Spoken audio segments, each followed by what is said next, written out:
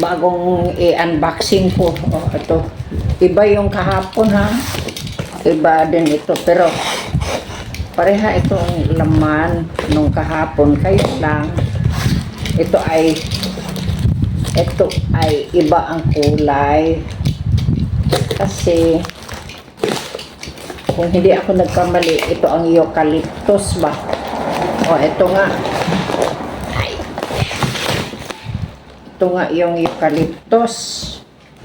Na halimbawa, kung para kang sinisipon o inuubo, yan, pwede kang mag-soaking, mag-bath. Ito ang gagamitin nyo.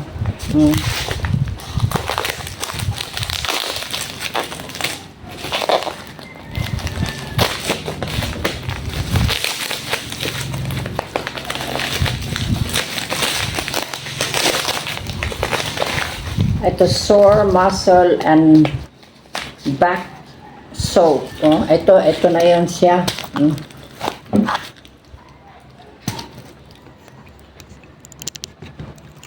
Di ba kahapon, iba yun. Oh, ito yung kahapon, oh. Oh, ito. Pero ito na naman ngayon, oh. Yan. Pag halimbawa daw, ito ang nakalagay dito ay sore muscle and back soak. Diba, yung sumasakit ang likod, sumasakit ang mga muscle, pati sa tuhod, yan. Yung mga muscle natin sa gilid, ito ang gagamitin pag mag-soaking ka. Halimbawa, yung bang mag-bubble bath ka. Oo, ayan. Tapos, 4 din ito, ayan. Ito sila, oh.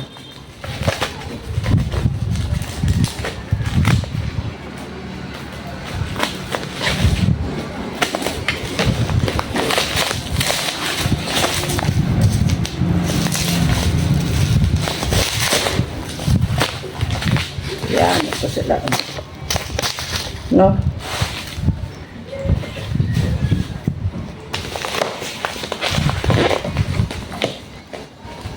Matagal din mag-unboxing, ano?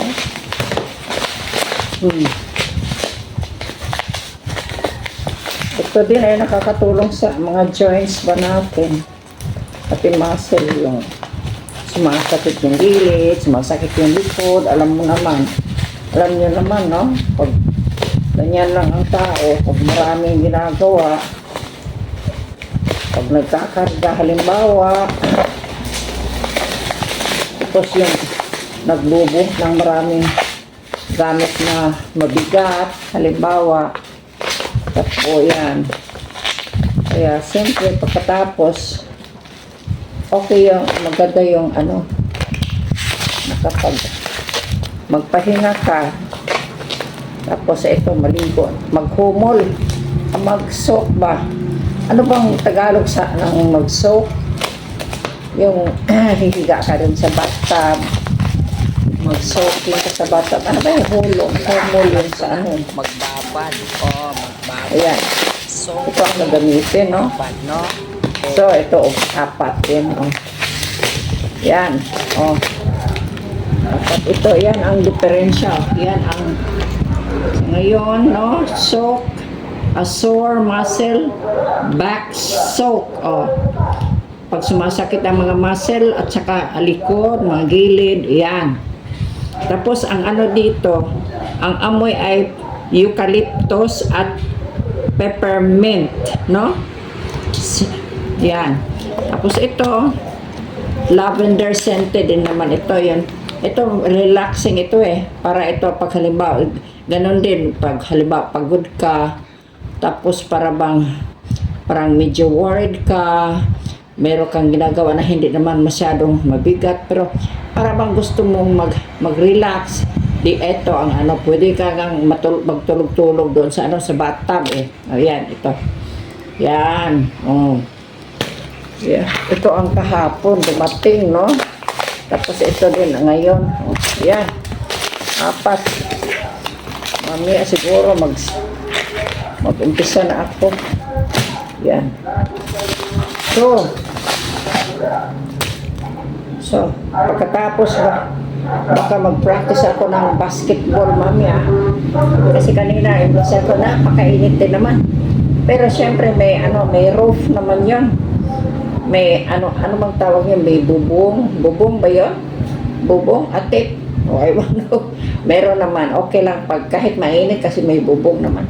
Eh, kung halimbawa kumuulan, okay din kasi may bubong. Yan. Kaya lang, so all around sa surroundings, napakainit nga kahit kahit may bubong ba. Napakainit, ma-feel mo pero minsan yung bang bahala na nga, magpa-practice na nga sandali. Sandali lang ako nag-practice kanina. Yung shooting ba lang, shooting ng ball ba doon sa goal. Yung gaganon mo. No?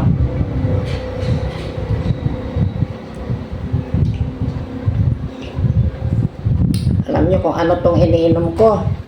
Tubig ng buko. Yeah, buko water ito. Kasi maganda sa pinalamig ko ba, galing sa refrigerator. Tapos napakainit ang panahon eh.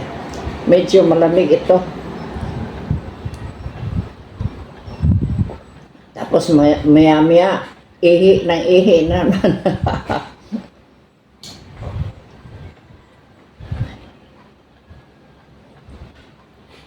Masarap talaga ang buko, Masarap.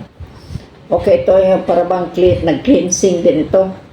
Huhugasan ang mga natin, ang mga intestine ba. Yun ang parang feeling ko. Ganyan ang, para bang refreshing ba sa ilalim. Oh.